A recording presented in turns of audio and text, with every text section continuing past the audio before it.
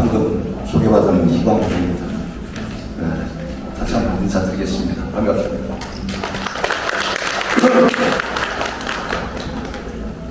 네, 시간이 좀 길은 편입니다. 편의상 앉아서 하겠습니다.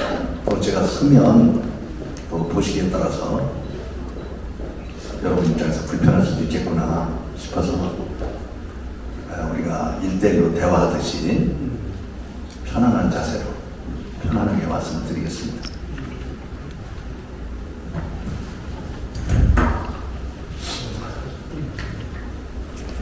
우선 첫째, 제가 인간과 문학이라는 관련 글을 써서 주최 측에서 이렇게 인쇄물을 제작을 했습니다만은 이것은 여러분들께서 참고로 보시는 걸로 하고 오늘 이 내용보다는 더 유익한, 달리 말해서 다른 데서 잘 들어보시지 못했던 그런 담론으로 오늘 시간을 유익하게 쓸까 이렇게 생각을 합니다. 먼저 제가 송파에 이렇게 오랜만에 왔는데 귀하신 분들을 뵙게 돼서 참 반갑습니다. 방금 전에 사회자께서 소개해 주신 바와 같이 제가 2019년 2월 13일부터 22년 2월 10일까지 사단법인 한국문협회 제27대 이사장을 지냈습니다. 그러고 나서 28대 이사장에게 업무를 넘겨드리고 새 집행부에서는 종전의 관행에 따라서 저를 명예회장으로 추대를 해주셔서 제가 명예회장이라는 직분과 또 한국소설협회에서는 최고위원이라고 하는 직분을 주셔서 두 단체에 직관적으로 관여를 하고 있습니다.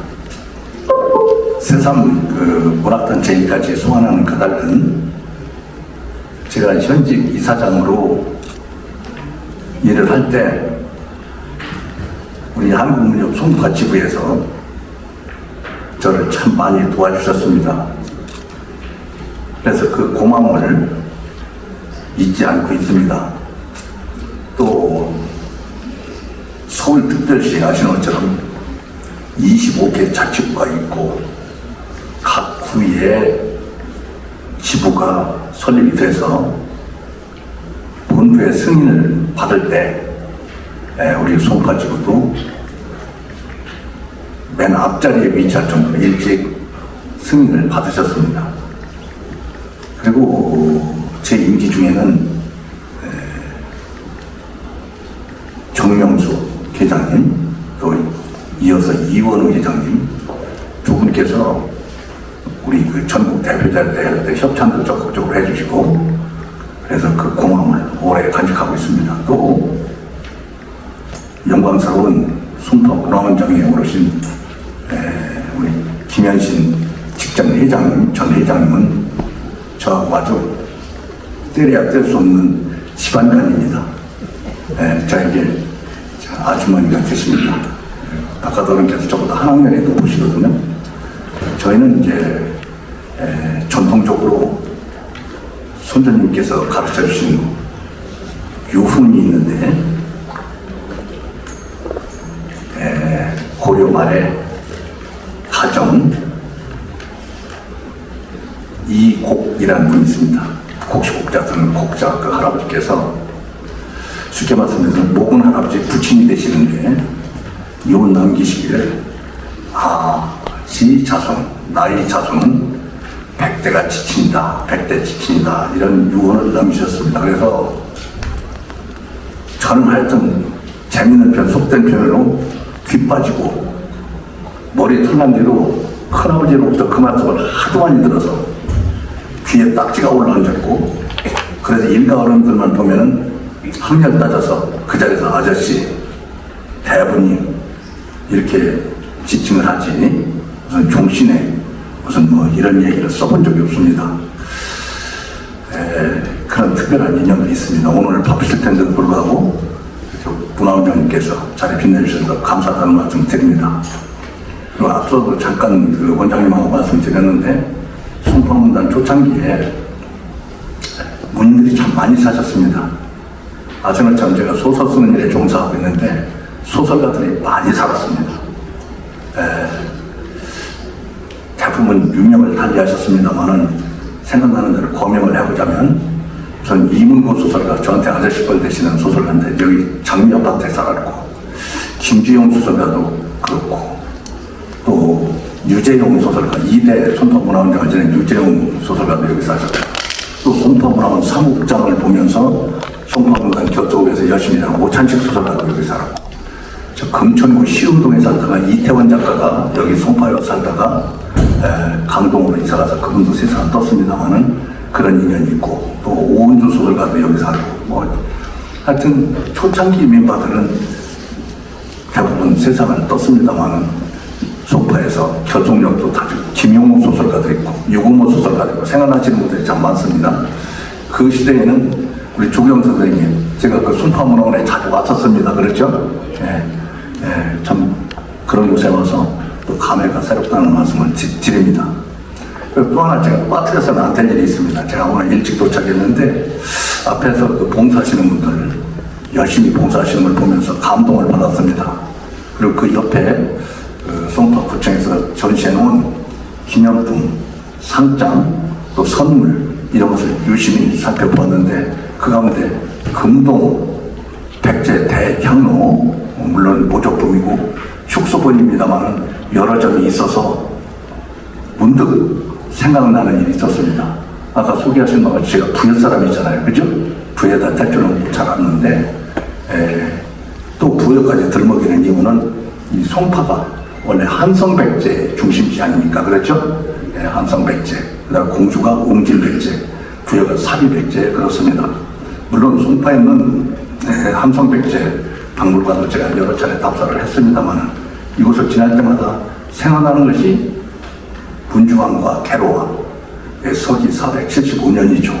계로왕이 문주왕에게 생포돼서 아차산에서 참수되는 바람에 문주왕이 웅진에 가서 웅진시대를 열고 538년까지 웅진에서 수도로 이렇게 백제가 운영을 하다가 국가경영에 큰 뜻을 붓고 성왕 18년에 성왕께서 사비를 천도를 해서 660년까지 6대왕 660년, 의자왕 20년, 태종고해랑 7년까지 사비가 백제의 수도였습니다.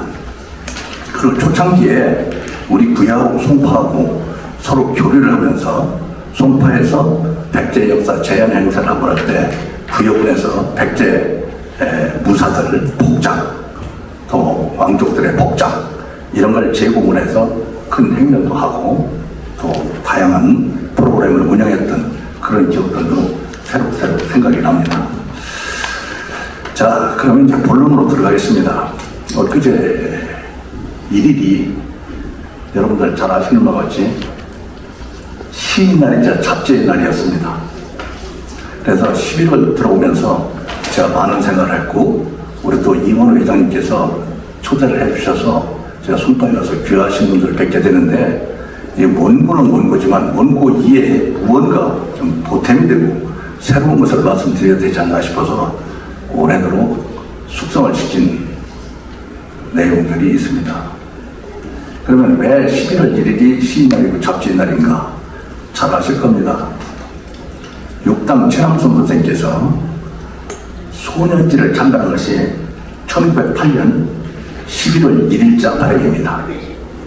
거기에서 해액에서 소년에게가 시작했고, 소년이라고 하는 잡지는 우리나라에서 최초로 정기간행물 형태를 갖춘 잡지입니다. 그래서 훗날 한국시인협회에서는 이날을 시인날로 지정을 하고, 한국잡지협회에서는 이날을 잡지의 날로 제정을 해서 기리고 있습니다. 제 생각 같아서는 1년 365일이 모두 시인날이고 또 1년 365일 모두가 잡지의 날이면 좋겠습니다만 특별히 이 날을 두 단체에서 기리고 있습니다. 육당에 대해서 좀 말씀드리려고 합니다. 제가 어디서 육당에 관해서 좀 말씀드리다 보니까 대뜸 친일파 하면서 이렇게 말씀을 하시는데 친일이다 아니다 이걸 가지고 얘기하기에는 시간이 모자랍니다. 그것은 다른 자리에서 친일 문학을 얘기할 때 그런 걸 하고 육당 선생이 우리 문학에 미친 영향 중심으로 또 그 시대의 문학 중심으로 화제를 풀어나가 볼까 합니다. 육당 선생에서 얘기를 하다 보면은 처음 알고 깜짝깜짝 놀라시는 분들이 계시더라고요. 그렇습니다. 저도 육당 진암 선생 때문에 많이 놀랐습니다. 이분이 정확하게 짚어드리겠습니다. 1890년생입니다. 서울 출생입니다. 아버지가 기상청 전신인 관상대 관상감을 지낸 말하면 말단 공무원이었습니다. 근데 사시던 곳은 을지로와 청계천 사이 지금 유안타 증권이 있는 곳, 그 전에는 거기 한국애환은행 본점이 있었죠. 그 동네에서 태어날 실사자 우물정자에서 사정동이라고 불렀고 순수한 우리말로는 실우물골이라고 불렀습니다. 근데 이분이 얼마나 머리가 비상한 분인지 이미 10살 때 황성신문에 논설을 썼습니다. 그 당시에는 우리나라 문맹률이 80%, 글을 읽을 줄 아는 사람이 20%밖에 안 되고 서울 시민이 20만 명일 때의 일입니다. 서울의 인구가 그렇게 많지도 않고 또 문화가 크게 발달하지도 않고 동네마다 서로 소통이 되던 누구네 집에 어느 신동이 있다. 누구네 집에 어느 아이가 말썽꾼이다. 소문이 파다하게 나던 그 시대에 최남선 이 아이는 보통 아이가 아니구만. 신동이야. 천재야. 자타가 공인하는 무시무시한 천재였던 겁니다. 14살 때 1904년이죠. 대한제국에서 국비장학생을 선발해서 도쿄로 70명 유학을 보냅니다. 새로운 문화, 새로운 교육, 새로운 사회를 접하게 하기 위해서 유학을 보낼 때 70명 유학생 중에서 최남선 소년이 가장 나이가 어립니다. 나머지는 최남선보다 나이가 많고 다른 사람들은 고관대작의 자제들 그리고 큰 부자의 자제들로 선발을 해서 도쿄로 갔습니다. 그런데 그 어린 마음에 저도 아마 바꿔놓고 생각하면 그런 일을 자행하지 않았을까 싶기도 합니다만 대부분의 유학생들이 들뜬 마음에 하나는 공부보다는 기방에 출입을 하고 술 마시고 기분에 들떠서 흥청망청 놀고 그랬습니다. 그러자 이 최남선 학생이 들어간 학교는 도쿄 제1국립중학교입니다. 동료 수재들한테 말하기를 남의 나라에 와서 우리가 국비로 지금 공부를 하고 있는데 열심히 학업에 정진해야지 이렇게 흥청망청 놀고 있을 때가 아니지 않느냐. 대가리상에서 매일 다투다시피 했습니다. 그러다 결국은 자기 의지가 관철되지 않으니까 자퇴를 하고 귀국을 했습니다. 근데 최남선 이력에 보면 자퇴하고 귀국한 게 다 나옵니다. 그래서 나와서 가만히 생각해 보니까 그래도 일본이 우리보다 많이 앞서가고 있으니까 공부를 하긴 해야 되겠는데 먼저 갔던 그 학생들하고는 도저히 같이 어울릴 생각이 없다. 그래서 이번에는 아버지한테 통사정 말씀을 드리고 사비로, 앞서는 국비였습니다만 사비로 도쿄로 다시 유학을 갑니다. 와서 1906년 도쿄에는 와세다 대학 역사지리학부에 시험을 쳐서 들어갑니다. 16살짜리가. 그런데 그 당시에 앞서 말씀드린 황성신문의 논설을 쓴 그 이후에 약 3, 4개월 만에 일본말을 완전 독파해가지고 대학에 시험을 칠 수 있을 정도의 실력이 됐던 것입니다. 그러다 어느 날 와세다 대학에 있는 유학생이 한 80명가량 되는데 와세다 대학 법문학부에서 모의 재판합니다. 우리나라에도 법대에서 모의 재판을 하거든요. 지금은 법대가 없어져서 각 대학에서 이른바 법학전문대학원, 영어로 로스쿨이라고 하죠. 로스쿨을 운영하는데 거기서 모의 재판을 합니다. 그런데 와세다 대학 법문학부 모의 재판 내용이 뭐냐면 내용 중에 전부는 아닙니다만 대한제국의 황제가 일본에 와서 천황을 아련하고 일본의 소국기들끼를 자청한다는 내용이 들어있는 것입니다. 여기에 유학생들이 반발을 해서 이것은 자주국가에 대한 예의도 아닐 뿐더러 국제사회에서 있어서는 안 된 일이다라고 강력히 항의를 하고 백지동맹에 들어갑니다. 그러고 나서 그 대표로 최남선은 아예 학교를 자퇴하고 귀국을 합니다. 그래서 결국 최남선은 일본에서 2번 중퇴를 하는 그런 쓰라린 역사를 안게 되는 것이죠. 그런데 여기에서 놀라운 일이 있습니다. 무슨 놀라운 일인가? 도쿄에 있는 동안에 그곳에 있는 인쇄소 전문가들과 친해졌습니다. 네. 우리나라는 목판돈을 찍어내는데 조력을 하고 있으나 일본에는 기독교, 우리 제일교부사에서 성서를 찍어내고 기독교 공보를 찍어내고 해서 아주 한글 인쇄소가 도쿄에 발달해 있었습니다. 거기에 있는 인쇄공들과 친하게 지내고 와서 1906년에 출판사를 차리는 되게 신문관입니다. 새신자, 그럴문자 신문관. 저는 얘기를 좀 건너뛰어서 삼성을 창업하신 이병철 회장님 생각할 때마다 이 어른이 얼마나 대단한 분인가 생각을 합니다. 이병철 회장 1910년생이신데 경수생이신데 제일모직, 제일재단, 더 퍼스트 1등을 하겠다는 얘기 아닙니까? 상호에 그 강력한 의지가 배어 있는 거예요. 1등 제일 하겠다. 그런데 육당 최남선은 그보다 앞서서 신문관, 새로운 문명을 일으켜야 되겠다. 출판사 사업가 신문관입니다.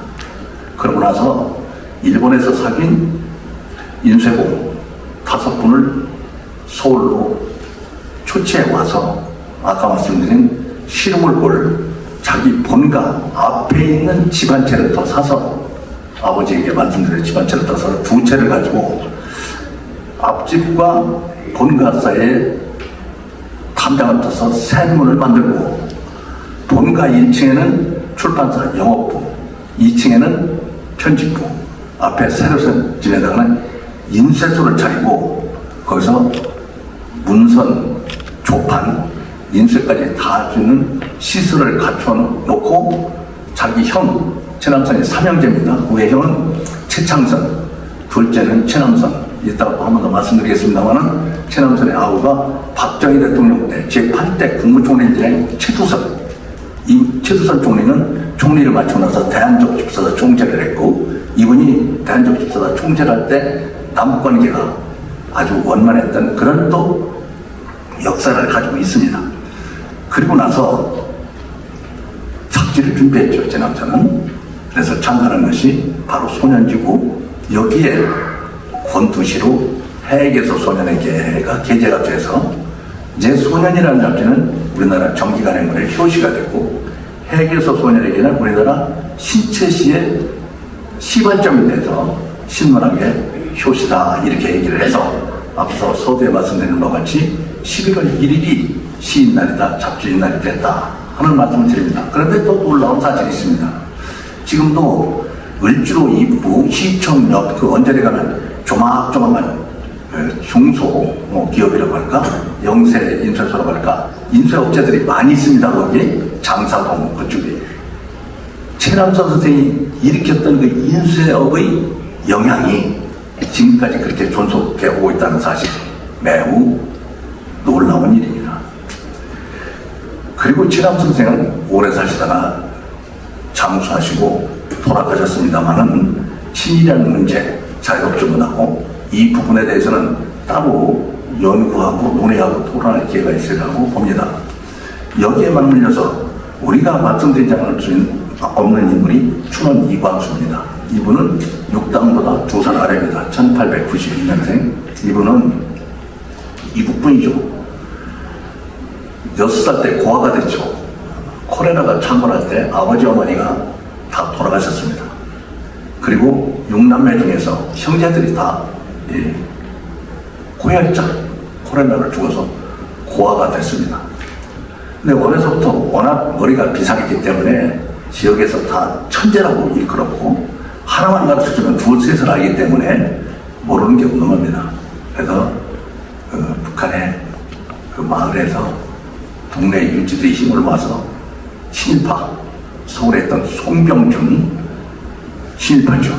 이 송병준이 예간다 재간다는 인물이니까 송병준을 소개해서 송병준의 일진의 자금을 받아서 일본 유학을 가서 공부를 합니다. 근데 이분이 북에서 떠나올 때 진만포에서 배를 타고 지물포, 인천의 전신 지물포라고 그랬죠. 지물포를 통해서 경성에 와서 송병준을 만나서 그 자금으로 일본에 가서 공부를 했다. 그런데 우리가 주목해야 될 부분은 김이 독립운동이 1919년 3월 1일이고 우리가 그날 3.1절을 지립니다.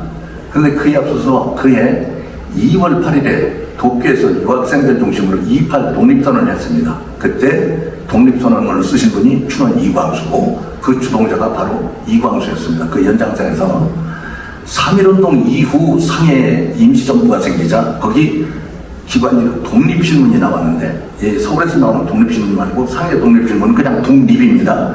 그 독립이라는 간행물의 사장까지 하는 그런 역할을 해냈습니다. 이광수 이분은 1917년 매일신보에 장편소설 무정을 연재하면서 소설가가 되었는데 잘 아시는 것처럼 매일신보는 우리나라에서 창간한 정부기관지로 대한매일신보였습니다. 그런데 일제가 우리나라 국권을 강탈하니까 대한이라는 말을 쓸 수가 없지 않습니까? 그래서 대한이 떨어져 나가고 1910년부터는 매일신보가 되는데 앞서 말씀드린 대로 이영식이 나오는 이영채가 나오는 이 장편소설 무정은 전인미답의 신분야를 춘원이 개척한 겁니다. 그 당시 매일신보의 그 독자들이 무정을 읽기 위해서 그렇게 신문을 기다렸다고 합니다.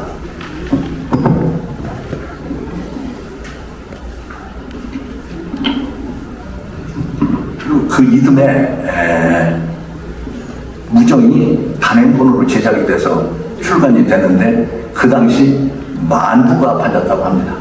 서울 시민이 20만 조금 넘을 때 만부, 그 다음에 문맹률이 80%에 달할 때 만부. 그리고 저도 그 70년대 초 서울에 와서 경험을 했습니다만은 책을 돌려보던 시대, 책을 한 번 사면 이웃과 돌려봤잖아요. 그리고 책을 한 번, 소설책을 손에 쥐면 동네 마실분들한테 읽어주던 시대, 그 전문적으로 읽어주던 분들은 전기수라고 했습니다만은 그 뒤시대에 어마어마한 부수가 팔려나간 것이죠. 그래 이광수하면 장안에 모르는 사람이 없을 정도로 유명인사가 됐었다 하는 얘기입니다. 이렇게 머리 좋으신 분들이 문학계에 투신합니다. 여기에 보태야 될 분이 누구냐면 벽초 홍명희입니다. 이분은 충북 계산 출신인데 아다시피 월북을 해서 북한에서 인민공화국이 창건이 될 때 제1부수장을 지냈습니다. 그래서 우리 대한민국에서는 홍명희에 대해서 거론이 안 됐었고 제가 학교 갈 때만 하더라도 홍 동그라미하고 희 임꺽정이라는 대표작이 있는데도 불구하고 금서가 돼서 책을 읽지 못하다가 88년 서울올림픽을 계기로 판매 금지됐던 서적들이 일제히 해제되면서 저도 이제 전문을 읽게 되었습니다. 그래서 정리하자면 최남선, 이광수, 홍명희를 일컬어서 도쿄 3제라고 했습니다. 도쿄에 유학온 세 천재, 그런데 이제 국토가 분단되고 또 이렇게 남북이 대립한 국면에 처하다 보니 홍명희를 배제하고 많은 사람들이 그 자리에 누구를 넣냐면 위당 정인보 선생을 넣어서 조선의 세 천재는 최남선, 이광수, 위당 정인보다 이렇게 말씀들을 많이 하셨는데 사실은즉슨 정인보 이전에 그 자리에 벽조 홍명희가 있었다는 점 참고하시면 참 좋겠습니다. 그러면 여기 이 문제는 여기까지 정리를 하고 또 다른 데를 좀 들여다보겠습니다. 우리는 이제 문학지의 역사를 생각해보지 않을 수 없습니다. 우리나라 최초의 문학지는 잘 아시는 것처럼 창조죠. 저기 국어선생님들 계신데 창조. 이 창조는 1919년 2월호에 창간의 깃발을 들고 창간사를 써서 세상에 손을 보이게 되었습니다. 그보다 앞서서 1918년 한 해 전에 도쿄 유학생들이 창조라는 동인을 결성했습니다. 그 중심에 소설가 김동인이 있습니다. 김동인. 이분은 1900년생. 근데 그보다 6살 위인 전영택 선생이 유학생으로 계셨습니다. 전영택 선생은 신학생. 그리고 김동인은 아오야마 학원에서 미술 공부를 하고 있었습니다. 거기에 또 누가 있었냐면 주요한, 그 다음에 최승만, 김한 이런 유학생들이 일본에는 문학지가 있잖아. 우리나라는 문학지가 없잖아. 그리고 일본에 와보니까 소설이 엄청나게 읽히고 있네. 아니 나스메 소세키의 소설 어마무지하잖아. 어마어마하잖아. 근데 우리는 이런 걸 말이야 어디 구경이나 했어? 고대 소설만 읽었잖아. 근데 정작 미술 공부를 하러 갔던 김동인도 나스메 소세키 소설에 빠져가지고 소설가가 되기로 작정을 하는 것이죠. 그래서 김동인 소설가는 평양 장모님의 둘째 아들로 집안이 대단한 집안이었습니다. 거북. 문명대가 천질 때 서당강도 못 다니던 시절에 도쿄 유학까지 갔으니까 대단한 집안 아니겠습니까? 어마어마합니다. 그리고 여기서 새끼로 잠깐 나가자면 김동인은 그 둘째 부인의 아들인데 그 첫 부인의 그러니까 먼저 그 배달하는 형은 누구냐면 저희 김동원, 영화배우 김동원이하고 으뜸을 짰던 김동원 제1국회 부의장을 지냈습니다. 예. 이렇게 어마어마한 집안입니다. 그러니까 아버지한테 돈 달라고 그래가지고 창조 창간호를 찍어내는데 거기에 연세가 제일 많으신 분이 열봉 전영택 선생이었다. 그래서 전영택 선생은 창조 창간호의 해선, 등장인물의 이름이 해선입니다. 우리 문협회 불사장지는 이해선 씨도 있습니다만 해선의 사, 죽을 사자, 해선의 죽음이죠. 그전에 그렇게 사자를 많이 붙였어요. 죽음에다 뭐 현해탄의 정사 이런 식으로 죽음이라고 해도 좋으려는 말은 그렇게 많이 붙였습니다. 그 다음에 김동인은 오늘 약한 자의 슬픔이라는 소설을 써서 자기 작품을 천연작을 발표를 하고 거기다가 다른 동인들의 주요한 같은 다른 동인들의 작품도 게재를 해서 발행한 것이 1919년 2월에 나온 우리나라 최초의 문학지 창조다. 그런데 제가 아까 나이를 짚어드렸잖아요. 김동인이 1900년생이라고. 그리고 창조 동인을 결정할 때 18살이었잖아요. 그리고 창조가 나올 때는 19살이고. 대단한 분이었습니다. 대단한. 그런데 이제 앞서 말씀드린 17년에 나온 주는 이광수의 소설을 보면은 3인칭이 없습니다. 주인공 형식이 하면은 그냥 형식은 하고 갑니다. 그 다음에 같이 일하는 동료라고 할까 여자친구 영채는 그냥 영채로 나갑니다. 근데 김동인의 소설에 읽으면 드디어 3인칭이 나오게 되는 것이죠. 여의 시는 그로, 여의 쉬는 그너로 해서 3인칭이 나오고 이광수는 아까 말씀드린 대로 장편을 썼습니다만 우리나라 최초로 김동인은 단편을 썼죠. 아까 말씀드린 약한 자의 슬픔, 이어서 강자, 배따라기 같은 주 같은 작품을 써서 우리 문학사를 크게 빛냈습니다. 그러면 1900년생 또 누가 있느냐면은 빙어의 현진건, 미국의 어네스트 해밍웨이 이분들이 다 1900년생 동갑내들입니다. 그런데 새삼 또 이걸 짚어드리는 이유는 우리가 해밍웨이는 많이 알고 노인과 바다, 누구를 위하여 종을 울리나 이런 대표작을 썼고 또 노벨문학상을 수상을 했고 그럼에도 불구하고 이분은 노벨문학상 수상 이후에 너무 중압감을 느꼈던지 아니면 그 중압감을 감당하지 못했던지 간에 61년도에 엽총으로 자살을 했습니다. 노벨문학상 타고 또 자살한 사람으로 일본의 가와다 야스나리도 있죠. 아주 어린 소녀와 연애를 하고 못 이룰 사람 이것을 괴로워하다가 가스통을 물고 스스로 세상을 버렸습니다. 그런데 우리 김동인 선생 같은 경우는 1951년 일사후퇴 때 신당동에 사시다가 풍을 맞아가지고 떠나질 못했습니다. 가족들은 수건을 거쳐서 피난을 갔는데 김동인 선생 그때 차가 없잖아요. 전쟁통에 살아있는 사람도 살기 어려운데 그 중환자를 업고 또 끌고 갈 수도 없으니까 집에다 두고 피난을 갔었는데 그 부인과 아들 이분네들이 수원까지 갔다가 도저히 이것은 인도적으로 있을 수는 있다 싶어서 와보니까 이미 방 안에서 돌아가셨더라. 그리고 누군가가 시신을 집 앞에 콩밭에다가 유기를 했더라. 그래서 결국 장사를 치르긴 했습니다만은 돌아가신 날 확정은 못하고 일사후퇴 때 벌어진 일이기 때문에 1951년 2월 4일을 김동인 선생 기일로 이렇게 추정하고 있습니다. 가족들도 그렇게 생각을 하고 있습니다. 그 가족들도 이제 뭐 손자는 한양대 교수도 있고 뭐 그렇습니다. 집안도 괜찮게 풀렸다고 말할 수 있겠는데 그 김동인 선생 살아생전에는 가산을 거의 탕진하다시피 해서 문학지를 만들었다 이렇게 말씀드릴 수 있겠고 그 중에 그 동인 중에 한 분이었던 주요한 선생은 소설가 주요섭하고 형제죠. 우리 성경에 나오는 요한, 요셉, 요셉은 이제 우리 음으로 음차를 해서 주요한, 주요섭 그렇습니다만은 주요섭 선생은 대한민국 정부 출입 후 부흥부 장관이 됐고 부흥부가 이제 나중에 상공부로 명칭을 바꾸면서 상공부 장관을 역임하는 이 군인들이 이렇게 말하자면 정치 분야에서는 큰 역할을 했었다. 이 말씀을 드리겠습니다. 그러면 여기서 또다시 이제 빼서는 안 될 분이 있습니다. 월탄 박종화 선생입니다. 전영책 선생님은 앞서 말씀드린 이제 가보생 1894년생인데 이분이 목사님이십니다.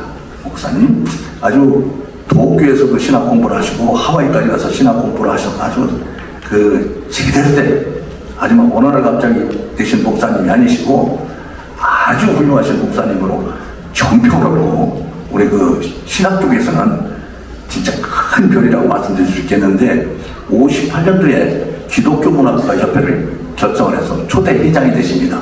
2대 회장은 훗날 방송작가 주태익 선생이 되시는데 전영택 선생님이 초대 회장이 되시고 우리나라 문단은 이제 일제강점기부터 조선문인협회로부터 시작해서 해방후에 한국문학가협회, 자유문학자협회 여러 문학단체들이 난립해 있었습니다. 그러다가 1960년에 4.19가 나오고 1961년에 5.16 군사정변이 일어나자 군사정부에서는 계엄령, 포고령 제6호로 정당 및 사회단체 해산명령을 내렸습니다. 정당도 덕선이 국가직원 최고회의가 국회 역할을 했으니까요. 그리고 사회단체도 다 해산하라고. 그래서 문학단체들이 다 해산을 했습니다. 근데 그 당시 국제편 한국본부는 국제단체이고 그 단체의 말하는 수준에 아직 이르지 못해서 거기는 해산 안 했습니다만은 한국문학가협회, 한국자유문학자협회는 해산을 하지 않을 수 없는 절박한 상황에 이르러서 해쳤습니다. 그러고 나서 군사정부는 유사한 비슷비슷한 성격이 같은 노선이 같은 단체들끼리 통합하라고 종용을 하기 시작했습니다. 그래서 중내의 한국문학가협회 이쪽에 진동리, 황순원, 조연현으로 대변되는 한국문학가협회, 김광석, 안수길, 오영진, 박현희 이쪽에는 공격제도 이북에서 월남하신 분들이 많습니다. 그쪽 중진들이 긴밀히 머리를 맞대고 우리가 이럴 것이 아니고 군사정부가 통합을 종용하고 있을 뿐만 아니라 우리가 해쳐서 서로 반목하고 지내본들 좋을 게 없지 않을까. 떡본 김에 제사 지낸다고 차제 합치자 해서 대동단결해서 진보, 보수, 종교 뭐 이런 거 다 초월해서 학벌, 학맥 이런 걸 전부 초월해서 당시 문인 317명이 모여서 새로운 문학단체를 결성하는데, 그렇다면 문학가고 문학자고 종래에 썼던 이름을 버리고 새로운 이름을 선택하자. 그뿐만 아니고 양 단체에 관여했던 임원들은 배제하고 전혀 특정 파벌에 관련이 없는 사람으로 수장을 뽑자. 그렇게 해서 그해, 즉 1961년입니다. 12월 30날 섣달 금날 하루 전 충무로에 있는 현 세종호텔, 그 당시 수도여사대 강당에서 관기총회를 열고 종래에 쓰던 이름을, 단체 이름을 버리자고 했으니까 제3의 단어를 갖다가 한국문인협회라는 명칭을 쓰고 양 단체 전혀 발을 담그지 않았던 전영택 선생, 크리스찬 문학가협회 회장이신 전영택 목사님을 초대 이사장으로 선출하고, 그래서 전영택 선생 중심으로 사단법인 한국문협회가 출범을 했고, 저는 그 연장선에서 제27대 이사장을 지냈습니다. 그럼 박종환 선생 얘기하다가 이렇게 또 여기까지 흘러온 까닭은 그 당시에는 문협회 이사장이니까 1년, 그리고 연임 무죄를, 그래서 월탄 박종환 선생이 2대부터 8대까지 이사장을 지내셨습니다. 그리고 9대에 김동리 선생이 이사장을 지내시고, 김동리 선생 토탈 4번을 하셨습니다. 조연현 선생도 4번 하시고, 지금은 정관이 개정이 돼서 4년의 단임제로 못을 박았습니다만은 앞서 말씀드린 창조의 주역이었던 늘봄 전영택 선생께서 초대 이사장을 지내시고, 기독교계에서 혁혁한 공을 세우시다가 애석하게도 68년 종로 2가 YMCA에서 청계천으로 횡단보도를 건너다가 택시에 쳐서 돌아가셨습니다. 교통사고로 돌아가셨어요, 전영택 목사님이. 그래서 저 고양시에 있는 기독교 공원묘지에 안장을 했는데, 그 후손들도 목사가 되었다고 소식을 전해 들었습니다. 참 훌륭하신 어른이었다, 이런 생각이 들었고, 또 하나 다른 데서 못 들은 이야기니까요. 68년은 월간문학이 창간된 해인데, 전영택 목사님이 그 횡단보도에서 비참히 돌아가심으로써 사회 여론이 교통안전에 대해서 우리가 신경을 써야 되지 않겠느냐 이렇게 들끓기 시작해서 바로 YMCA 옆에 큰 육교가 보였습니다. 그리고 우리나라 육교 시대가 있었어요. 소소문 육교, 동자동 육교, 신설동 육교, 태계로 오가 육교, 육교가 곳곳에 놓이게 됐는데, 이제 자동차가 높아지고 또 육교는 노인들이 오르내리기 불편하고 비효율적이라 해서 삼각지 로타리를 비롯해서 모든 육교를 철거하고, 그 대신 남대문 지하도를 시작으로 해서 이제 지하도를 많이 놓게 됐다, 이런 말씀을 드립니다.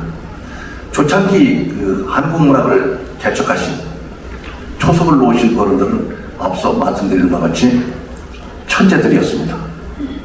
다 10대에 뭔가 일을 내셨습니다. 그러면 우리 문단만 그러냐? 다른 데도 마찬가지입니다. 광개토 대왕이 374년생, 즉위한 것이 391년, 승하신 것이 412년, 17살의 광개토 대왕이 왕위에 오르셨습니다. 무지무지하지 않습니까? 저는 우리나라 역사를 돌아볼 때마다 광개토 대왕이 장수하시고 그 아들인 장수왕이 뒤늦게 즉위하고, 장수는 오래 살았기 때문에 묘호가 장수왕입니다. 광개토 대왕만 오래 살았어도 대륙까지 우리가 호령하는 그런 나라를 경영해 오지 않았을까, 이런 생각을 해봅니다. 물론 역사에는 가정이 없다는 전제 아래 말씀을 드리는 겁니다. 세종대왕이 1397년생, 왕위에 오르신 것이 1418년 21살 때입니다. 훈민정음을 창제한 것이 1443년, 반포한 것이 1446년, 승하하신 것이 1450년. 그렇습니다. 정치에서도 이렇습니다. 경제에서도 그렇습니다. 아까 말씀드린 이병철 회장, 정주영 회장 다 일찍 사업에 투신해서 큰 성공을 이끌어내신 분입니다. 여기서 차례차례 정리해야 될 시간이 됐습니다. 시간이 매우 모자랍니다. 앞서 창조동의를 말씀드렸습니다. 이어서 원탄 박종환으로 대변되는 백조동의이 있었습니다. 그 다음에 세 번째 문예지 폐허가 있었습니다. 그 중심에는 행복 염상섭 선생이 계셨습니다. 자, 그러면 창조, 백조, 폐허로 이어지는 동안에 그만한 아주 수재들이, 인재들이 다글다글 모여 있었던 것이죠. 그러니까 발전을 하는 겁니다. 그럼 임진왜란 때를 한번 돌아봅니다. 우리나라가 어떻게 국난을 극복했는가? 가상문화계의 큰 별이신 송강정철, 이분이 1536년생입니다.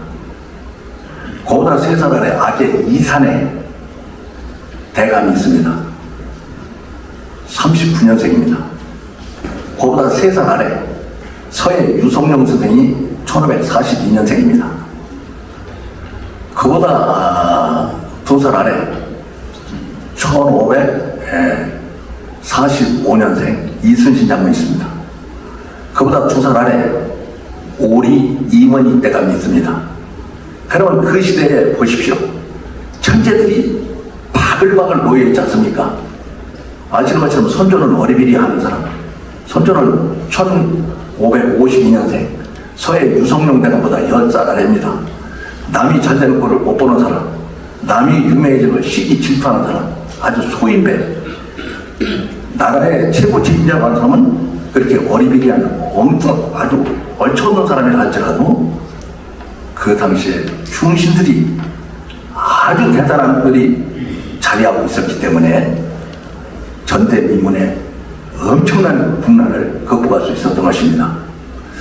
문단이 그렇습니다. 문단도 활짝 꽃 피우던 시대에는 우수한 문인들이 거기에 함께 자리를 하고 있었습니다. 그리고 경제학과 잠깐 말씀드렸으니까 박정희 대통령이 1917년생입니다.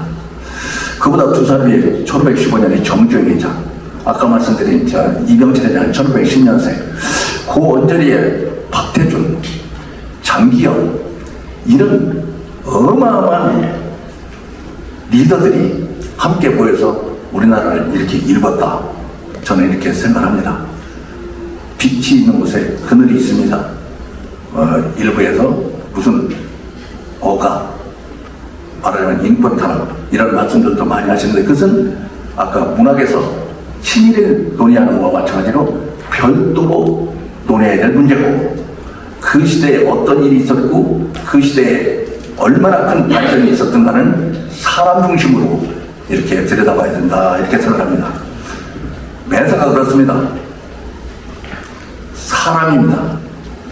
오늘 제가 인간과 문학이라고 제목을 달아서 자료를 나눠드린 것도 그렇습니다. 아무리 좋은 무기를 주면 무합니까? 그것을 다루는 사람이 다루지 못하면 무용지물이 되는 겁니다. 또 아무리 많은 돈을 주면 무합니까? 그 관리를 못하면 무너지는 겁니다. 제 이야기가 아닙니다. 탈무드에 고기를 잡아줄 것이 아니라 자식들에게는 고기 잡는 법을 가르쳐줘야 된다고 말했습니다. 제가 군대에 대해서도 좀 많이 압니다. 근데 시간이 모자라서 다 말씀드릴 수는 없겠고 압축을 해드리겠습니다. 아무리 좋은 전투기를 가져도, 아무리 좋은 함정을 가져도, 아무리 좋은 전차를 가져도 운용을 못하면 쇳덩어리에 지나지 않는 겁니다. 그 중심에 바로 사람입니다. 근데 이 사람의 지혜를, 특히 인간답게 사는 지혜를 일깨워주는 자양분이, 그 영양소가 모두 문학에 있다. 이런 말씀 드립니다. 우리 사회가 요즘 많이 각박합니다. 왜 이렇게 됐나?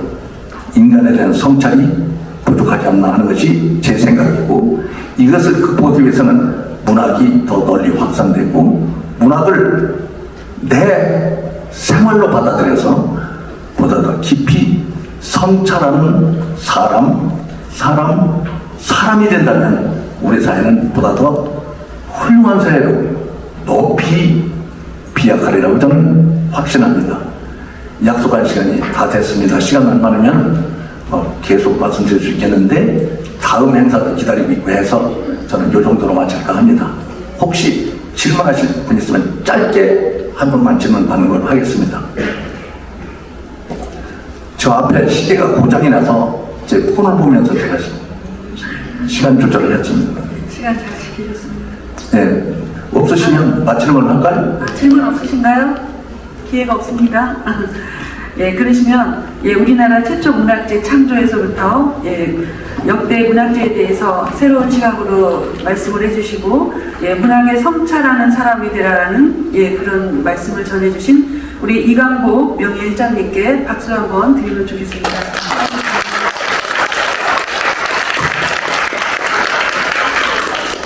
변별치 않은 말씀 들어주셔서 감사합니다. 건강하십시오.